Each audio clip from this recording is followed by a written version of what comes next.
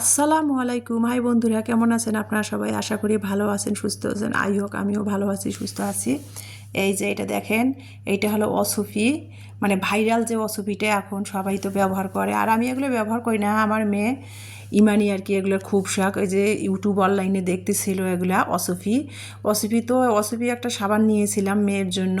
আর সাবানটা নিয়েছিল, অসুফির সাবানটা নিয়েছিল 250 টাকা, আর অসুফিটা নিয়েছে 1000 টাকা। তো অসুপিটা দেওয়ার নিয়ম, সাবানটা দিয়ে মুখ ধুয়ে তারপরে কিন্তু অসুপি সাবান দিয়ে মুখ ধুয়ে তারপরে কিন্তু অসুপিটা মুখের মধ্যে দিতে হয়। যদিও আমার মেয়েরা কিছু ব্যবহার করে না মুখে। ইমানি কলেজে পড়ে, ইন্টার ফাইনাল পরীক্ষা দিবে জুনের 26 তারিখে, কিন্তু তারপরে আমার মেয়ে ইমানি ইলমা কোনো কিছু মুখে লাগায় না। সবসময় জনসন যে ময়শ্চারাইজটা আছে না, সেটাই মুখে দেয়।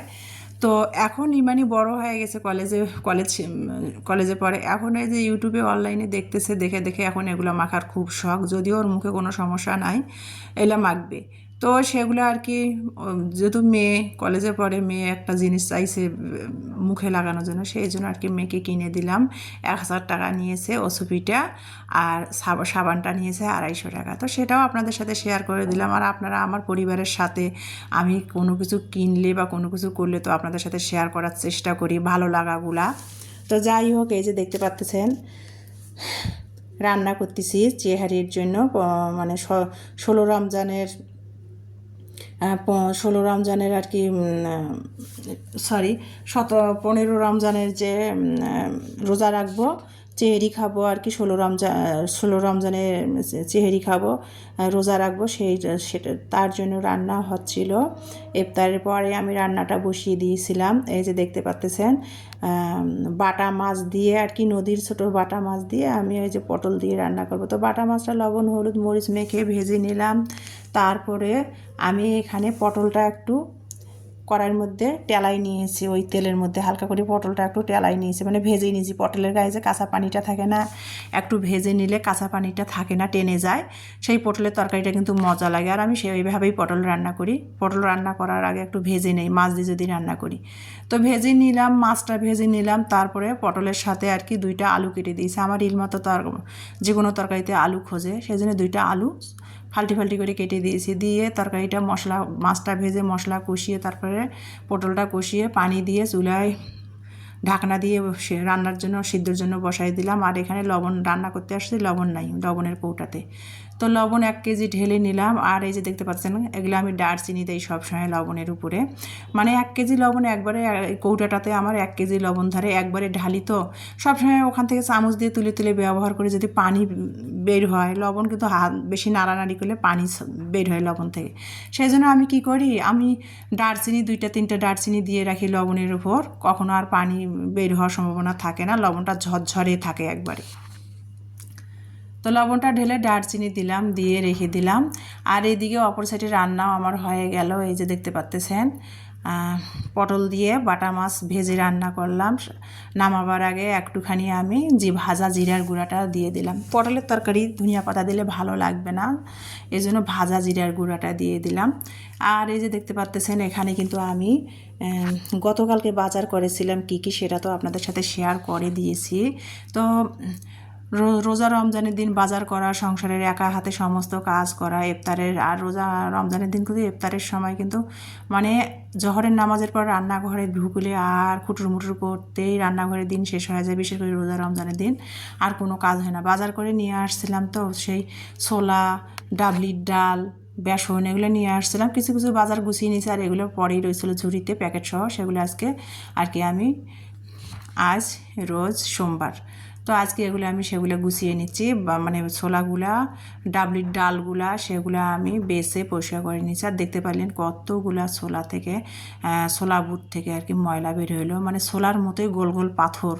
তারপর কত রকমের ময়লা, সেগুলো পরিষ্কার করে নিয়ে ছোলাটা ঝেড়ে নিলাম। খোসা খোসা একটু ভাব থাকে ছোলার মধ্যে, সে ঝেড়ে এই বয়মের মধ্যে ভরে নিচ্ছি। দেখতে পাচ্ছেন রোজার মানে 1 সপ্তাহ আগে ইলমার বাবা, মানে রোজার আগে ইলমার বাবা 1 কেজি ছোলা কিনে দিয়ে গেছিলো। সেইটা আর কি আজ 16 রমজান যে চলে গেল, খেয়ে নিলাম, খাওয়া শেষ।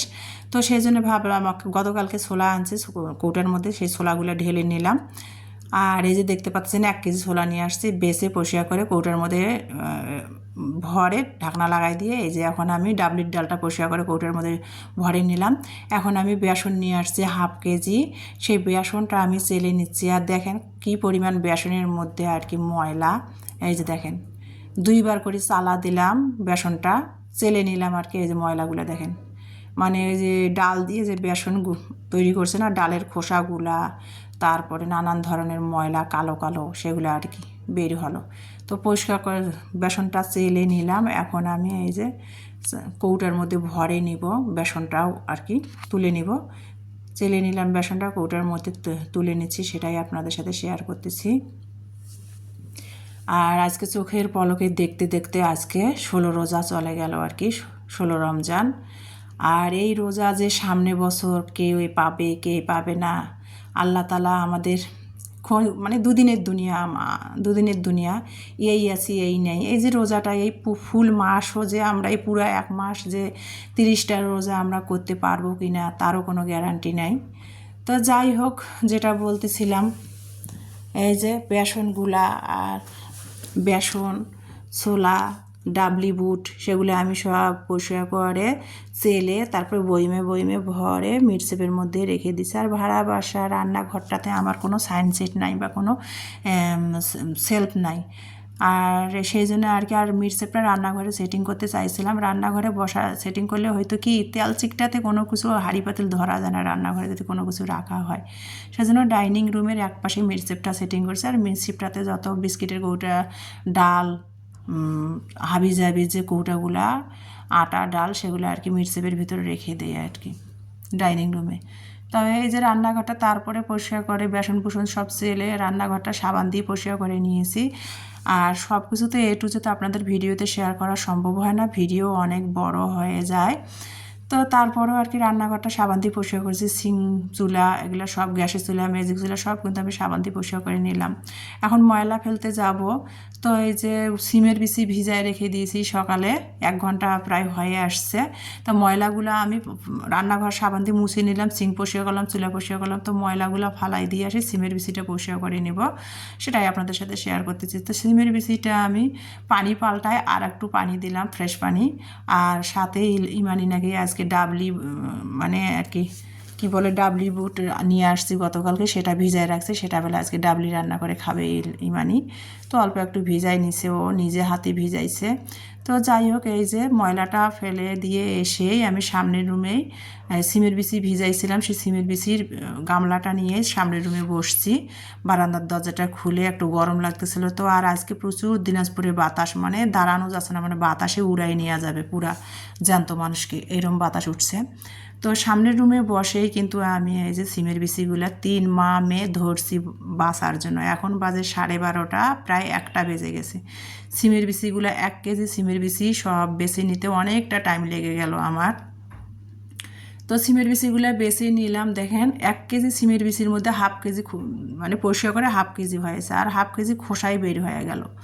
তো কী আর করার, সিমের বিচিটা পরিষ্কার করে নিলাম। তারপরে আর কি করব না করব সেটাও তো আপনাদের সাথে শেয়ার করব। তো এই যে তারপরে এখন বাজে বিকাল 4টা, 4:30 বাজে আর কি। অফ ক্যামেরাতে কিন্তু আমি ইফতারের সব আয়োজন করছি। গতকালকে শাকের পাকোড়া বানিয়েছিলাম, সেই শাকের পাকোড়ার কিছুটা বেটার বেঁচে গিয়েছিল, ফ্রিজে রেখেছিলাম। তো সেটাই ভেজে নিয়েছি ইমানি। আর আমি দোকানে আসছি, বাসায় কিচেন টিস্যু শেষ হয়ে গেছে, কিচেন টিস্যু একটা নিলাম, 48 টাকা দাম। আর এই যে আমি এখানে জিলাপি কেনার জন্য নিয়ে আসছি। আমরা সব ইফতার যদিও কিনে খাই না, হাতেই বানাই, কিন্তু জিলাপিটা আমি দোকান থেকে কিনে নেই। তো জিলাপি আমি 250 গ্রাম নিলাম, বুন্দা 250 গ্রাম নিলাম, নিয়ে তারপরে এই যে বাসায় যাচ্ছি পায়ে হেঁটে। বলাইয়ের মোড়ে আসছিলাম, পায়ে হেঁটে বাসায় যাচ্ছি। আর রাস্তার মধ্যে এখন ইফতারের সময় প্রায় হয়ে আসছে, তো 4:30 বেজে গেছে। রাস্তাগুলো কি নীরব। আর এই যে কুকুরগুলা এত ডিস্টার্ব করে ইদানিং, ভাই রে ভাই কি বলবো। এই যে বাসার সামনেই প্রতিদিন কুকুরগুলো শুয়ে থাকে। তো এই যে কুকুরগুলো ওভারটেক করে সিঁড়ি বেয়ে চলে আসলাম, ঘরের দরজা খুলে এই যে 2 মেয়েকে বাইরে থেকে সিটকিনি আটকায় দিয়ে চলে গেছিলাম। চলে আসলাম, এই যে দেখেন এখানে নিয়েছে 250 গ্রাম বুন্দা। তার দোকানদার বেটা কী করছে দেখেন, দুনিয়ার না ঝোলগুলা সহ দিয়ে দিছে বুন্দাতে। 45 টাকা করে নিল আর কি। জিলাপিও 45 টাকা 250 গ্রাম, বুন্দাও 45 টাকা 250 গ্রাম। তো যাই হোক, এই যে ইফতার জিলাপিগুলো নিয়ে আসলাম, বুন্দাগুলো নিয়ে আসলাম, সেটাই আপনাদের সাথে শেয়ার করতেছি। আর ইফতারের টেবিলটা সব গুছাই নিয়েছি, সব ঢেকে ঢেকে জালি দিয়ে ঢেকে ঢেকে রেখে দিয়েছি। আর ইমানি জিলাপিগুলো বের করে দিচ্ছিল। আজকে ইফতারে জিলাপি, বুন্দা, এই যে শাকের পাকোড়া বানিয়ে নিয়েছি 3 আইটেমের, ফল ফ্রুটস কেটে নিয়েছি, আর এই যে ডাবলি বুট রান্না করেছি ইমানি। তো এই এখন ইফতারের সময় হয়ে আসছে, বেশি সময় নাই যেহেতু। তো আজকে এই পর্যন্ত, সবাই ভালো থাকবেন, সুস্থ থাকবেন, আল্লাহ হাফেজ।